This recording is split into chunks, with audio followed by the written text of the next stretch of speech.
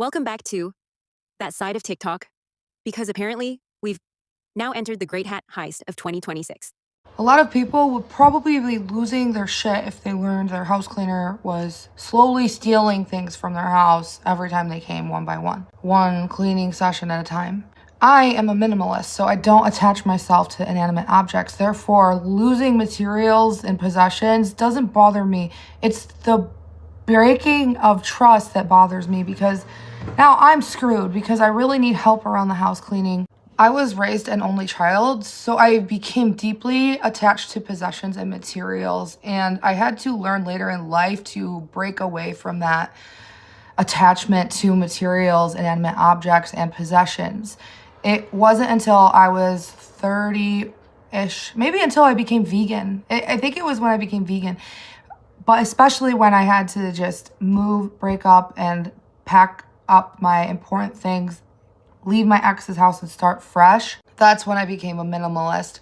I left yearbooks behind, family photos behind, photo albums behind. I left Christmas tree ornaments that all my children made since they were like 2 in preschool behind. I physically had to just remove myself and my children as quick as possible and leave. I was mentored by a family member who taught me about emotional compartmentalization, and that's what got me through that hard time, that hard period of my life. And then I had to move again later on, 2 years later, because I became famous on the internet and got bombarded by people in a small town from my hometown. It was crazy. And I again had to just leave everything behind. So when I learned that a house cleaner and their team who come here once or twice a month, one of those individuals is stealing my belongings, I am not going to feel hurt because I've lost materials. As much as we only children attach ourselves to material things, I have a strong disconnect from possessions.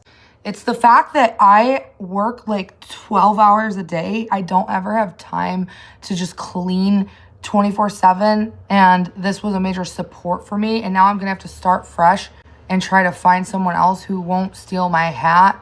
I look at a hat as a utility, okay? I use them to keep my head warm. Sometimes I want a gray hat, sometimes I want a black hat, sometimes I want a white hat. Now my black hat is missing, and now it's just like, okay, I have my other hat and I'm grateful for my hat. It's more so, fuck, when's the time gonna come that I'm down to 0 hats? The same way I am now down to 2 tank tops, because I'm almost positive that those tank tops are now stolen. My leg warmers are gone. I don't give a shit about leg warmers. I never even wore the leg warmers, but I just want to have a house cleaner who comes here, cleans, is grateful for the money I pay them, and grateful to be a helpful, positive support system in my life, who isn't going to take my things, or who's to say they haven't taken my children's things too? So Adrielle gets on the internet to explain that her house cleaner is stealing from her, not robbing her blind, not emptying drawers.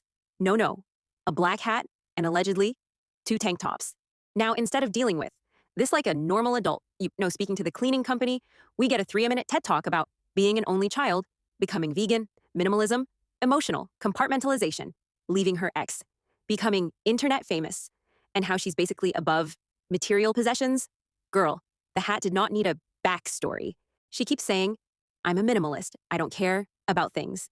Yet somehow we're on minute 3 still talking about the hat. Then it turns into, it's not about the items, it's about the betrayal. Okay, but why are you telling TikTok and not the cleaner's employer? She also casually throws in, who knows if they've taken my children's things too? That's a wild accusation too.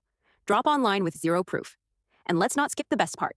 She says she just wants a cleaner who is grateful for the car money and grateful to support, her life. Ma'am, they are there to clean, not emotionally validate you. This entire video feels less like, I need help, and more like, I need sympathy, engagement, and a reason to feel superior. Because if you truly didn't care, you wouldn't have filmed, edited, captioned, and uploaded the Hat Chronicles. Why do influencers always take private issues straight to social media? If you don't care about material things, why keep repeating it? Would you accuse a cleaner publicly without proof? Is this about the hat or attention? Are we officially in the era of oversharing everything? But what do I know? Maybe the hat just emotionally detached itself. So what do you think? Is this a genuine concern or another case of making a mountain out of a beanie? Comment below and let's chat.